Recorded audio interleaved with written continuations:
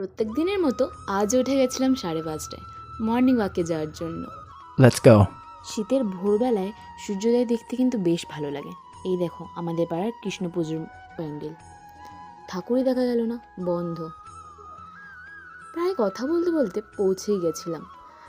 আর কিছুক্ষণ, সামনে একটা রেল লাইন, ব্যাস পার করলেই আমাদের মাঠ। ও, কথা বলতে বলতে তো আসল কথাটা বলতেই ভুলে গেছি। সবাইকে সুপ্রভাত। আশা করছি তোমরা সবাই ভালো আছো, আমিও ভালো আছি। আজ তোমাদের সাথে আমার দ্বিতীয় দিন।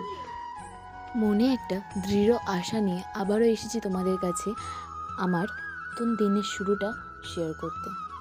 জানি না কেন, সকাল হোক বা বিকেল, এই মাঠে আসলে একটা আলাদাই শান্তি মনে হয়। কেন জানি না, যতই মন খারাপ হোক, এই মাঠে আসলে সব মন খারাপ নিমেষে উড়ে যায়। তাই রোজ ভোরবেলা চলে আসি এই মাঠের সাথে সময় কাটাতে।